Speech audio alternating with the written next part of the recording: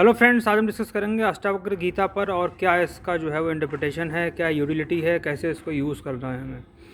तो नटशेल में अगर आप देखो तो 21 प्रकरण हैं इसमें और मोक्ष के बारे में बताया गया है लास्ट में, और राजा जनक और अष्टावक्र के जो कन्वर्सेशन है उनके बीच में, वो अष्टावक्र गीता है।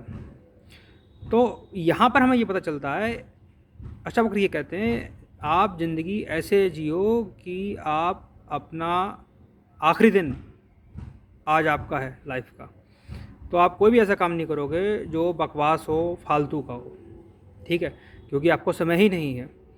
और जीवन में उच्च लक्ष्य बनाओ, वो लक्ष्य आपकी चेतना के विकास के होने चाहिए, कॉन्शियसनेस के डेवलपमेंट के होने चाहिए। बाकी लक्ष्य सब छोटे हैं, यही प्रमुख और प्राथमिक लक्ष्य है। और हम जीवात्मा हैं, ये बेसिक है और इसको हमको हमेशा ध्यान रखना है। माया जो है वो शक्तिशाली होती है, परंतु माया का जो ऊपर है, माया से जो ऊपर है, वो परम तत्व है। इसलिए हमें सदैव ही परम तत्व का ध्यान रखना चाहिए और अपने आप को जीवात्मा ही समझना चाहिए। यदि हमने इसको समझना छोड़ दिया, उसी क्षण हमारा पतन हो जाएगा। पतन होने में टाइम नहीं लगता है दोस्तों, एक्सीडेंट होने में टाइम नहीं लगता है, सेकंड्स में होता है, ये सडन होता है। तो हमें प्रतिपल जो घड़ी है, उसकी जो सेकंड की जो सुई है वो चल रही है, उसके हिसाब से हमें ये देखना है कि हमारा समय कहाँ जा रहा है। जो हम जीवन जी रहे हैं उसका मेन हमारा जो लक्ष्य है उससे हम भटक तो नहीं रहे हैं, इसको हमें ध्यान रखना है, प्रतिपल ध्यान रखना है और ब्रह्म का हमको स्मरण रखना है और अपने आप को जीवात्मा ही समझना है। और अपनी जो ध्येय है और जो ध्येय संबंधित जो हमारी तृष्णाएं, वासनाएं, कामनाएं हैं, उनको अपने आप हम समाप्त कर देंगे जब हम अपने आप को जीवात्मा समझेंगे और ऐसा समझेंगे कि हमारा जो लक्ष्य है वो परम तत्व की प्राप्ति है।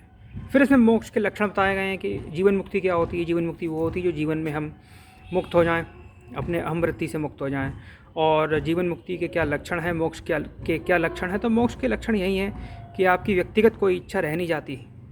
जब आप जीवन मुक्त हो जाते हो, कोई व्यक्तिगत इच्छा नहीं है, सारी इच्छाएं जो हैं वो आपके व्यक्ति से परे हटके हैं। और आप फिर ऐसा सोचोगे कि विश्व का जो है वो आप सेवा करो, विश्व में जो है आप सत्य के मार्ग पर चलो। यही आपका होगा आपके साथ में जब आपको जीवन मुक्त जब आप हो जाओगे। तो यही जीवन मुक्ति के मेन लक्षण हैं और आधुनिक काल में भी बड़ी जो है इम्पोर्टेंस है अष्टावक्र गीता की। तो इसको आप जियो और ऐसे जियो कि हमको जो है वो, आज हमारे पास बहुत कम समय है, आज हमारा अंतिम जो है वो दिन है, लास्ट डे है। इस तरीके से अगर आप जो है वो अपने माइंड सेट को बनाओगे तो आप फालतू का काम करोगे ही नहीं, टाइम वेस्ट करोगे ही नहीं और समय का सदुपयोग होगा। और इंग्लिश में भी कहते हैं कि टाइम इज़ मनी। टाइम सबके पास कांस्टेंट है, चाहे अरबपति हो चाहे भिक्षुक हो। तो टाइम का सदुपयोग जो करेगा वही सफल होगा, अदरवाइज़ फिर कुछ नहीं होगा। तो ये अष्टावक्र का जो है वो क्रक्स है अष्टावक्र गीता में। उम्मीद है आपको अच्छा लगा होगा। Thank you.